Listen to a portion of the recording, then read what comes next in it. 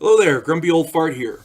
Um, I'm doing a UFO legend video on a man who was instrumental in a lot of UFO lore. This is a treat. This guy is a treat. Anything you've heard him lecture on, anything you've read him, that he's written, he's really, really great. The man's name is Zecharia Sitchin. And when I do these videos on UFO legends, I try to shed some light on people who went above and beyond to investigate UFOs and the paranormal. Today, I'm talking about a man who brought ancient Sumeria into the mainstream of ancient alien lore. If you get a chance, check out my video, Unexplained Phenomena, Sumerian Ancestry. This guy, Zecharia Sitchin, is responsible for that, for us knowing about it.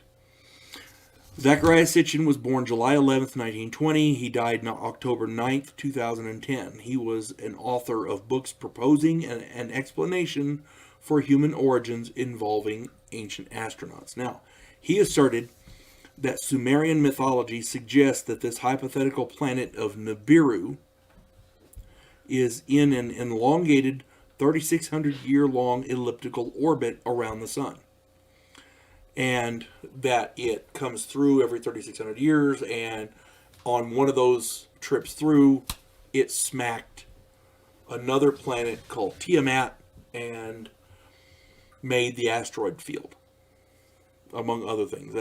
Maybe our moon came from it, that kind of thing. And again, these are all theories, so, Sitchin's books have sold millions of copies worldwide and have been translated into more than 25 languages. Zecharia Sitchin was born to a Jewish family in Baku, the capital of then Soviet Azerbaijan. He received a degree in economies from the University of London. While working as an executive for a shipping company, he taught himself Sumerian, cuneiform, and visited several archaeological sites. Now, a lot of the criticisms of his work were that cuneiform is hard to decipher when you have a degree. This guy taught it, was self-taught, and he could do it. Well, the problem is, for being self-taught, he was able to translate a hell of a lot, and it was translated correctly. So, similar to earlier authors such as Immanuel Velikovsky and Eric von Daniken, Zecharia Sitchin advocated hypotheses in which extraterrestrial events supposedly played a significant role in ancient human history. And there's a lot of evidence to support this. There's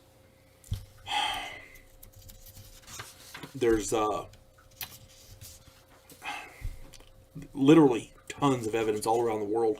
You can see it in the pyramids. You can see it in other megalithic sites around the world. Cave drawings of alien beings, carvings and cave drawings of what look like flying saucers. I mean, it's everywhere. This guy wrote lots and lots of books. I'm going to give you just a few here. The list is extremely long. I'm going to give you a few. The 12th Planet from 1976. The Stairway to Heaven from 1980. The Wars of Gods and Men, 1985. The Lost Realms, 1990. When Time Began, 1993. The Cosmic Code, 1998. The End of Days, Armageddon and Prophecies of the Return, 2007. And again, there's a lot more. I'm just hitting you with a few here so you'll get an idea. You can always look up some more of his stuff. Now, that's the basics.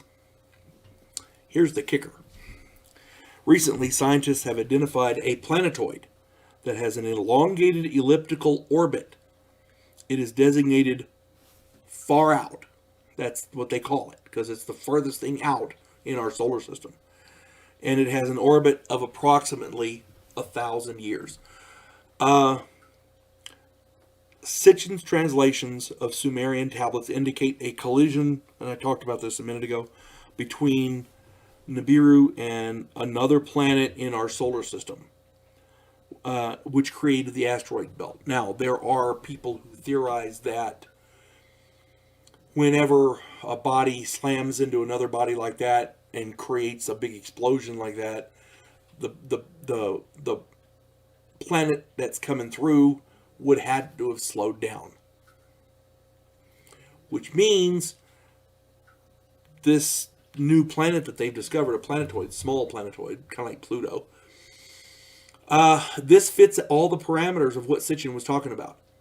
It fits everything the Sumerians were talking about. This collision could have been responsible for the difference in the orbital time, and therefore he's kind of justified. I mean, there's no actual proof because he's dead, and it's not like you can talk to him. But his theories are out there. Anybody who could take definitive works of his theories and compare them to this new scientific data that just came out in the last few years